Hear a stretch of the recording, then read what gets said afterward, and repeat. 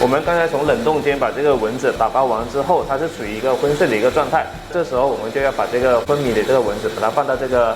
浮罩枪室中。这枪室里面带有一个冷却的系统，那么冷却的系统大概维持在10度左右。那么10度的话，可以让这个蚊子处于一个昏睡的一个状态。